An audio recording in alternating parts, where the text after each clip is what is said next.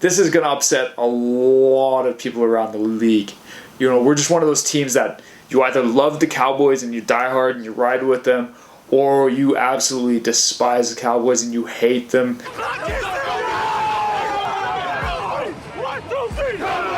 Cowboys Collective. I know it's been a little while since I uploaded, just being busy. Currently in the middle of moving right now, and we also just had a massive heat wave come through the West Coast to the point where people and pets were dying, and it was just extremely uncomfortable. And I know you guys may be used to seeing me sweat on screen doing, you know, the hot takes when I was eating those hot wings last year, but yeah, there was no way I was going to make it on. And the other reason, there wasn't really too much happening in Cowboys Nation the last few days other than Xavier McKinney crying about how the Cowboys passed on him in the 2020 draft. If anyone should be upset, it should be CeeDee Lamb, who actually even fell to us at 17, who no one expected to be there. So I'm not putting too much weight into the comments from Xavier McKinney, but I wanted to jump on today and discuss the fact that the Cowboys will be featured on the 2021 season of Hard Knocks. So this will be the third time the Cowboys have appeared on Hard Knocks. Obviously the first time was in the second season of Hard Knocks ever, where the 2002 Cowboys were featured on. It was Emmitt Smith's last season. He was the only triplet left on the roster at that point, and it led into the 2002 season where he did surpass Walter Payton's all-time rushing record. Obviously got to see a few highlights of Roy Williams coming in as a rookie. Obviously the safety Roy Williams, not the Roy Williams that played wide receiver, who we made a terrible trade for later in that decade. And then 2008 was the next time Cowboys were featured on there. So I had to bring back the Romo jersey for today just because obviously he was a prominent part of that storyline. And then we had guys like T.O., Marion Barber, showed Adam Pac-Man Jones joining the Cowboys, and he had that cool moment where he caught 5 balls from punts, and Wade Phillips seemed to get a little bit of a kick out of that one too. Oh shit. Alright, 5. Want another one?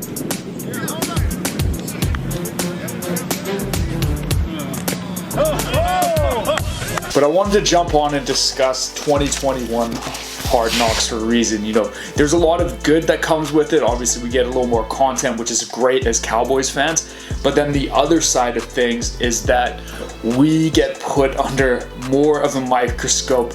And let's be honest, if you play for the Dallas Cowboys, you're under a microscope to begin with, but having Hard Knocks, it just amplifies that to another level.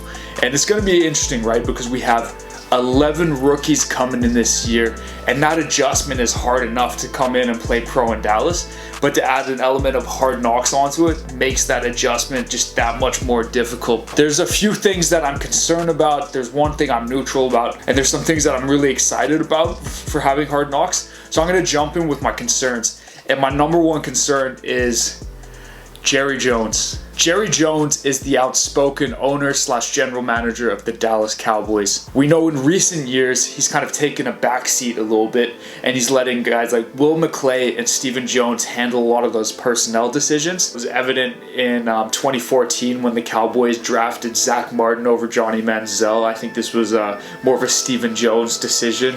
We know Jerry was really high on Johnny Manziel, but Stephen managed to convince him not to go that route. And it's evident in the fact that we only hit the bargain bin when it comes to free agencies. We're not really making those big splashes anymore. I think part of that is largely due to the salary cap era of the NFL, but I think the other side of it is that we've been burnt on huge contracts in the past. Like Brandon Carr's deal wasn't great for the team and it set us back a little bit. So I can't help but wonder that if those cameramen coming in from HBO, Jerry just sees that spotlight a bit, wants to jump in a little bit, and you know, becomes a little more prominent in that general manager role rather than just sitting back and letting, you know, his guys handle it.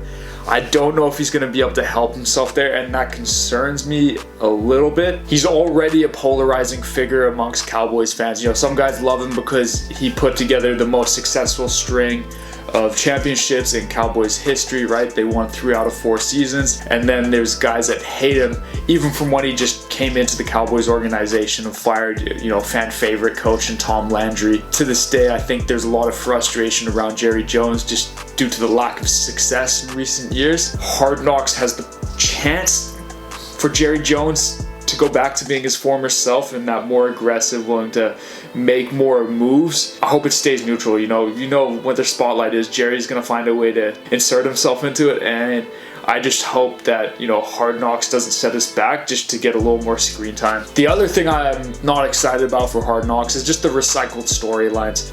Since last year, everyone's talking about Dak's ankle, and every time he goes in an interview, someone seems to bring out, how's the injury coming along? And he's put it to rest. We've seen him in OTAs. He looked good. We saw him running around there, throwing some dots to CeeDee Lamb, and he looks fine, but we know that this is going to be a larger narrative within the Hard Knocks series, and it's just going to force it to be recycled and recycled again. A topic that Dak's on the record saying he doesn't want to talk about it anymore. He's over it. He knows where he is. He feels good. He could go and play a game right now if he had to, and he's just past this. And now, all of a sudden, due to them being on Hard Knocks, it's going to be brought up again, and they're just going to keep recycling this.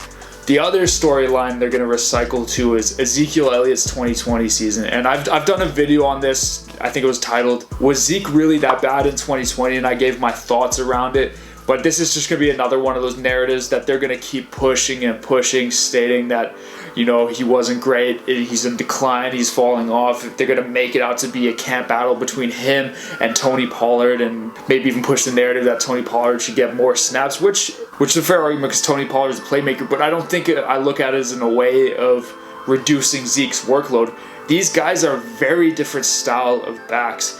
Tony Pollard has a great receiving game, played a bit of receiver in Memphis, where Zeke is just that hard-nosed running back that's just going to grind and pick up extra yards, not afraid of contact. And I think these guys are very complementary to each other because they have different games. I don't look at it as a position battle. I look at it as a balancing act of utilizing these guys in situations to get the most impact for your team. So I think this is one way that you're going to twist it, but I don't think it should be. The topic I'm neutral on, and I hope they don't really make a deal out of this, but there's been a lot of chatter about Kelvin Joseph, his commitment to football, this whole off season. And I think this story has been overblown already to begin with, and I think putting Cowboys on Hard Knocks has a chance to overblow this story even more. The reason I'm neutral on it is because I think Hard Knocks provides the opportunity to, nip this story in the bud and just stop it right there, and I think it has a potential to put the Cowboys Nation's faith back into Kelvin Joseph to be that number 2 corner. So I think there's positives and negatives that come from this situation. One, it could overblow the same storyline and this narrative is going to continue to be pushed throughout the season. The other part is it can end it right here and there, and we can see who he is as we get this in-depth look into his training camp, and maybe we can just end the storyline there and everyone can just buy in and just cheer for the dude. Like, the guy's going to be in a Cowboys jersey in 2021 regardless. Let's just cheer for him. Let's just wish him success because he is playing for our team. So that's it. So now I want to get into the things I'm excited for with Hard Knocks. And the first one is it's going to put pressure on Mike McCarthy. And how do I mean? Hard Knocks gets into the locker rooms. It gets a really in-depth look at behind the scenes, what goes on in these training camps. And I think Mike McCarthy needs this. We all know he lied to get his job last year. He claimed that he watched every 2019 snap of the Cowboys season, and he didn't. He's on the record in conference saying, everyone lies in their job interviews, and he said it to get that. And then the whole other thing was that he put together his coaching staff throughout 2019, and he was studying the NFL, college games, everything. Allegedly developed this 14-person football technology program. He had 6 guys dedicated to breaking down video and film, and he had another 8 guys breaking down analytics. He spent a whole day with Pro Football Focus at their facility learning about different analytics, and he looked like he was going to come in, be innovative, and use his data to, really drive the Cowboys forward. But then he went out and he hired all his old head buddies, and the results speak for itself. Yes, we had a lot of injuries, but to finish 5-11 and arguably showcase the worst defense that we've ever seen in Dallas, it goes to show that, there's a gap here. And I think having him featured on Hard Knocks, I think it puts the pressure on Mike McCarthy a little more. And I want to say, despite the coaching hires, I don't want to throw 2 guys in there. Kellen Moore, I think he was great. He did what he could. Most of our injuries were on the offensive side of the ball, but then we also have to acknowledge the fact that Kellen Moore was on the the coaching staff before Mike McCarthy was even brought in. But the one guy I do like that he brought in was John Fassel. I think he's actually been a great addition. We've struggled in prior years with special teams, and it's such a big part of field position and can dictate success. You know, we see guys like Bill Belichick put a huge emphasis on special teams. So I got to give credit there. But the rest of it, we didn't see this, innovative football technology department.